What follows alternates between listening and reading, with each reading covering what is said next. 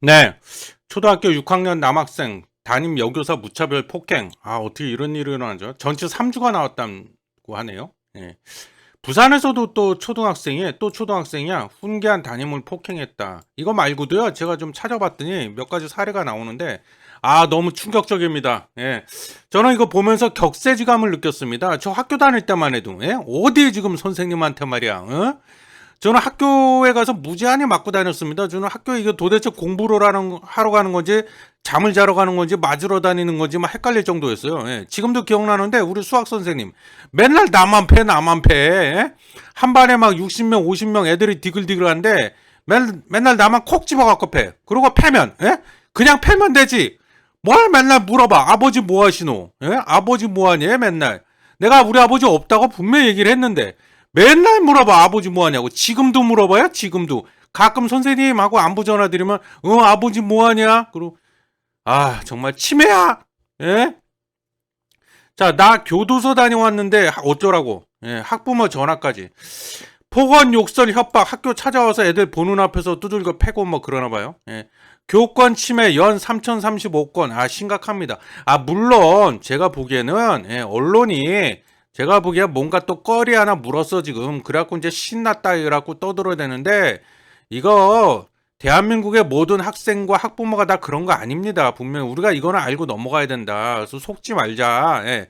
모든 학부모와 학생이 다 그런 건 안 그런 학생과 학부모가 훨씬 더 많습니다. 하지만 그렇다고 해서 우리가 이런 거를 그냥 간과하고 모른 척하면 안 된다. 그 얘기를 또 드리고 싶습니다. 일부라도 이렇게 하면 안 되는 겁니다. 이거. 예. 자, 왜 이렇게 되었나? 일부지만. 예, 저는 그렇게 봅니다. 이 학교 선생님에 대한 이 뭐랄까 정의 인식이 제가 아까 격세지감이라는 표현을 썼는데 많이 변했다 지금. 어떻게 보냐 지금 우리 아이 학원 갈 때까지 돌봐주는 보육 선생님, 보육 교사. 어차피 공부는 학원 가서 하니까. 사교육 시장 우리나라 장난 아니잖아요. 그러니까는 이 학생들의 일부 학생들이 이렇게 문제를 일으키는 학생들이 이렇게 생각하고 있는 것 같아요. 선생님이 뭐 하는 사람일까? 나 학원 가서 이따가 학원 가서 공부해야 되니까 그 전까지 나 돌봐주는 사람, 보육교사, 돌보미 선생님, 학부모도 그렇고 그렇게 생각해서 이러는 게 아닌가 저는 그런 생각이 들고 이런 그 사례도 있더라고요. 학부모 중에 이런 좀 민원을 넣는 사람이 있나 봐요. 우리 아이가 장염 걸렸으니까 죽을 끓여서 좀 먹여라. 보육교사야? 예, 어린이집 선생님이야? 예. 내 아들 졸업할 때까지 당신은 결혼하지 마. 내 아들 소중하니까. 내 아들한테만 집중해. 이렇게 되는 거죠. 예. 이거 말고도 뭐 말도 안 되는 그런 민원을 넣는 학부모들이 좀 있나 봐요. 예. 이러다 보니까 이제 우리 학생들 중에 일부도 이 대놓고 아예 그 헤드폰을 끼고 있대요. 수업 시간에 대놓고 아예 보란 듯이. 그래서 나 건들지 마 이거지. 돈 터치미. 나 건들기만 해봐 이거지. 이따 학원 가야 돼. 건들지 마 이거죠. 그리고 뭐 대놓고 자는 거는 예산 일이고 뭐 다른 공부하기 뭐 게임하기 뭐 등등. 예. 차라리 그냥 잠만 자면 그거는 고마운 고마운 학생이래요. 차라리. 그래서 선생님들도 이 터치를 거의 못 하나 봐요 지금. 예, 지금 학교 현장이 이렇다. 물론 전부 다 그런 건 아니라고 했어요. 예, 근데 자 대한민국 사교육 시장을 보면은요 연간 사교육비 총액이 26조랍니다. 26조 작년 기준이에요. 26조를 쓴다는 거예요. 대치동에 있는 학원 수만 몇 개냐? 1658개. 영어 유치원이란 게 있는데 여기 한 달 수강료가 200만 원. 야, 이거 웬만큼 벌어갖고 어디 뭐 내 아이 보낼 수 있겠습니까, 이거? 예? 돈 잘 버는 의사가 될래요. 학원가 초동생 의대 입시반 열풍 조짐. 초등학생인데 벌써부터 의대 간다고 의대 입시반이 생겼나 봐요. 예. 야, 이거 근데 의사가 돈 잘 버나? 우리 동네 그 몇몇 개인 병원들 보니까 그렇지도 않던데. 예, 팔이 날리고 있던데 의사가 막 졸고 앉았던데. 예. 저는 그래서 이게 만약에 단순히 그냥 돈을 잘 벌기 때문에 의사가 될 거라면 차라리 일타 강사 해라. 일타 강사. 예? 1등 스타 강사. 이 정승재 씨라고 대표적인 케이스. 이분 말고도 몇몇 케이스가 있잖아요. 방송에도 자주 나오고. 연봉이 100억 이상이래요. 예, 거의 메이저리그 수준. 차라리 일타 강사 해라 이럴 거면 돈 잘 버니까 의사 할 거라면 저는 그런 말씀 드리고 싶고 자, 누가 사교육 시장을 그럼 키웠는가? 오락가락하는 입시 정책이다. 저는 교육 당국의 책임이 있다. 저는 그렇게 봅니다. 예. 뭐 툭하면 사교육 시장 뭐 잡겠다고 정책을 지금까지 한두 개 내놓은 게 아니잖아요. 수도 없이 많은 정책을 내놨는데 거의 다 실패했다. 사교육 시장 잡혔습니까? 잡힌 적 있었습니까? 예. 건재하기만 하다. 그래서 오히려 이런 오락가락하는 갈팡질팡하는 정책들이 오히려 사교육 시장만 키우고 있다. 저는 그렇게 보고요. 그래서 책임이 교육 당국한테 있다. 자, 지금 킬러 문항 얘기 많이 얼마 전에 윤 대통령도 킬러 문항 얘기했죠. 그 배제하겠다고. 예. 킬러 문항 누가 만들었는가? 저는 이거 굉장히 아이러니하다고 보는데요. 이게 정부가 만들었다고 해도 과언이 아니다. 교육 당국이 만들었다고 봐야 돼요. 예, 그래도 무방하다. 이 처음에 수학 능력 시험 수능이 나왔을 때 수능의 원리 취지 이게 제가 기억으로 이게 1993년도에 처음 아마 이제 시행이 됐죠. 그래서 올해로 거의 30년, 예, 30살이 됐어요. 우리 수능이 벌써 청년이 됐는데 이 학력 그전엔 학력고사였잖아요.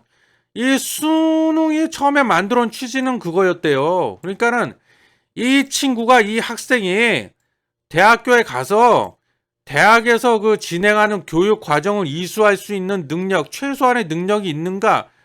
대학의 교육 과정을 못 따라가고 도태되면 안 되잖아요. 그래서 그것만 보겠다, 그것만 평가하겠다. 그래서 어떤 최소한의 그냥 일종의 뭐랄까 자격 시험, 뭐 자격 고시 이런 개념으로 출발을 했던 거예요. 수능이 전부가 아니었는데 이 올해 30년이 됐다고 그랬잖아요. 시간이 지나면서 중간에 뭔가 계기가 하나 둘씩 만들어지기 시작하면서 계속 수능이 변질이 됐습니다. 그래서 대표적인 예가 지문이 엄청나게 길어져서 지문 읽다가 시간 다 가.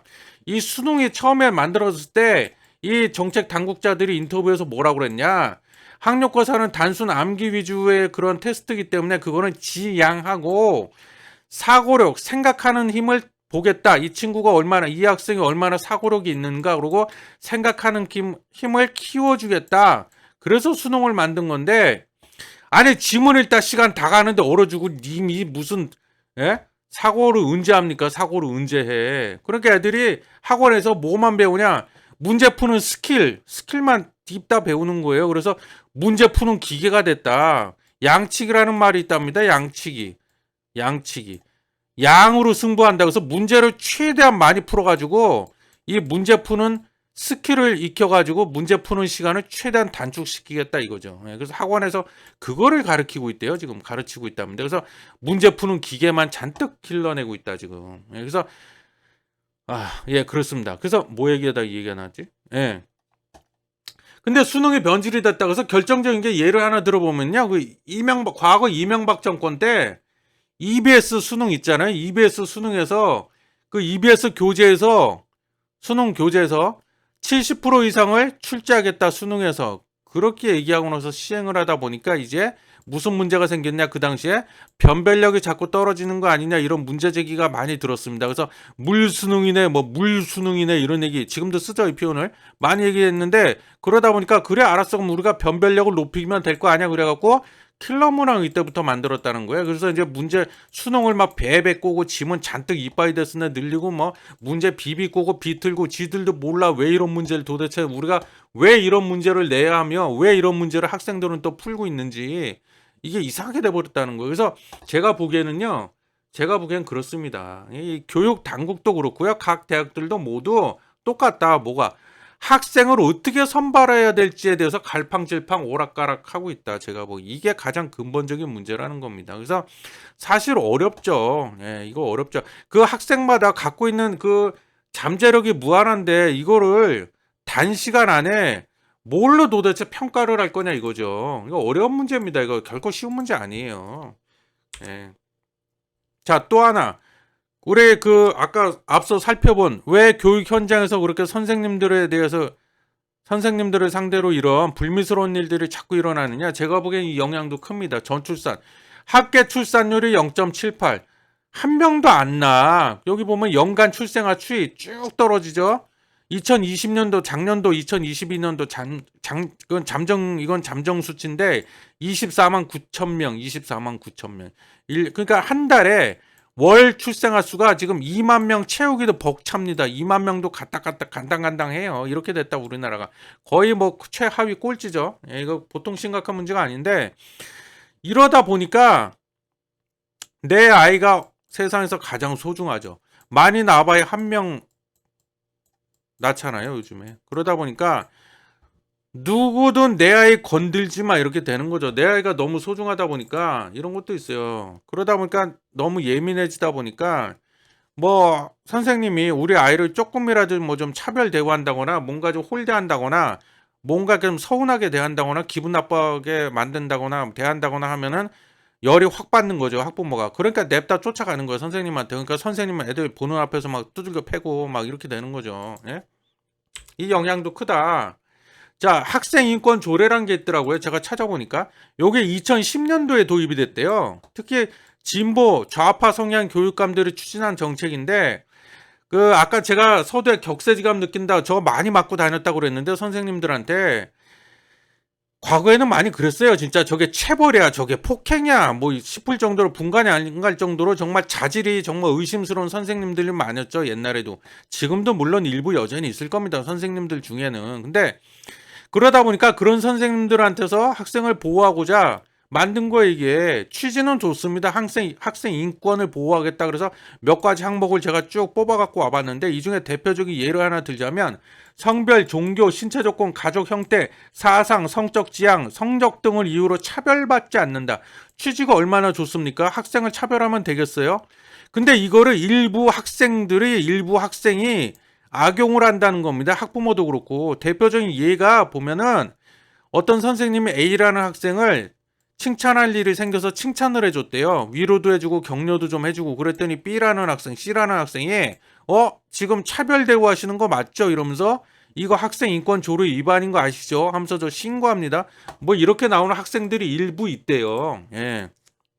학생 인권 조례 그래서 지금 이거 손본다 그러죠. 예. 그리고 아동학대법을 또 악용하는 요즘 우리 어린 아이들, 어린 친구들이 얼마나 영특하고 영악합니까? 아동학대법을 또 들고 나온대요. 이걸 들먹인대요. 그래서 이 아동학대법이 신고를 당하면 일단 무조건 경찰서에 가서 조사를 받아야 한대요. 그리고 내가 무고하다는 것을 본인 스스로가 입증을 해야 된다고 합니다. 선생님 입장에서는 내가 가르치는 제자한테 신고를 당했어. 아동학대 혐의로. 그 수치심이 들 겁니다. 이거 수치스러운 일이에요. 심한 경우 모멸감도 느끼겠죠. 그래서 경찰서 불려가서 조사받고 나 아닙니다. 가서 항변하고 입증해야 되고 회의감이 들지 않을까요? 자괴감이 들고. 그래서 이거를 갖다가 이제 그 악용을 한다는 거예요. 일부 학생들이. 그래서 사례를 몇 가지 보면 자고 있길래 깨웠더니 아동학대래요. 그리고 뭐 훈육하면서 언성을 좀 높였나 봐요. 선생님이 그랬더니 또 아동학대라. 아니 그럼 훈육하다 보면 언성이 올라가지 그럼 아주 나긋나긋한 말투로다가 그러면 안 되는 거 아니겠니? 그러면서 그럽니까? 예. 이런 악용하는 사례가 있다. 그래서 지난 5년간 아동학대로 교사가 고소 또는 고발당한 건수를 보니까 1252건이다. 예. 이렇게 됐다. 야, 참 씁쓸합니다. 물론 거듭 말씀드리지만 대한민국의 모든 학생과 학부모가 다 그렇다는 건 절대 아닙니다. 그리고 다시 한번 강조하지만 선생님들 중에는 정말 자격도 안 되고 자질도 없는 정말 함량 미달인 그런 선생님들도 일부 있을 거예요. 근데 언론에서 너무 여론몰이를 해가고 있는 게 아닌가 그런 생각도 좀 저는 좀 들기는 하는데 일부라도 있긴 있다는 거예요. 이런 사람들이 이런 학생들 학부모들이 그래서 불미스러운 일이 자꾸 생각이 생겨나는데 그럼 이게 과연 개선이 될까? 이런 불미스러운 일들이 그럼 앞으로는 없어질까? 저는 대단히 죄송하지만 저는 회의적입니다. 왜냐하면 이게 굉장히 복합적이에요. 구조적으로 여러 가지 요소들이 물고 서로 엉켜 있는 문제이기 때문에 이거 단기간에 풀기 쉽지 않습니다. 제가 보기에는. 특히 우리 사회 구조가 바뀌어야 돼요. 구조가. 양극화, 불평등 이게 없어져야 되는데 이게 없어지기 쉽지 않다는 거죠. 그리고 우리나라는 여전히 아직도 학벌주의 사회입니다. 학연 이거 무시 못해요. 그래서 왜 부모들이 스카이대를 보내려고 합니까? 예?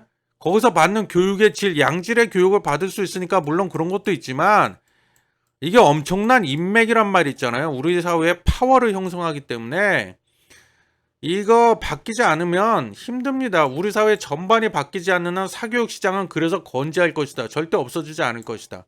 그래서 공교육 현장에서 불미스러운 일들은 계속 일어날 것이라고 저는 생각을 합니다. 그래서 오늘 제가 좀 뭐 제 생각을 곁들여서 좀 말씀을 드려봤는데, 어쨌든 저도 이거를 지금 이 내용을 다루면서 계속 마음이 불편했습니다. 우리 선생님들. 저는 무엇보다 걱정이, 이러다가 진짜 이거 빨리 해결이 안 되고 뭔가 개선이 되지 않으면 우리 대한민국에는 모든 초중고등학교 선생님들이 어느 날 들고 일어날지도 몰라요. 더 이상 선생님 못 해먹겠다. 이제 한계치에 다다른 거죠. 그래서 파업이라도 하면 우리 아이들 피해가 고스란히 글로 가는데 우리 아이들은 어떡합니까? 무엇보다 걱정입니다. 교육은 백년지 대계라고 했는데.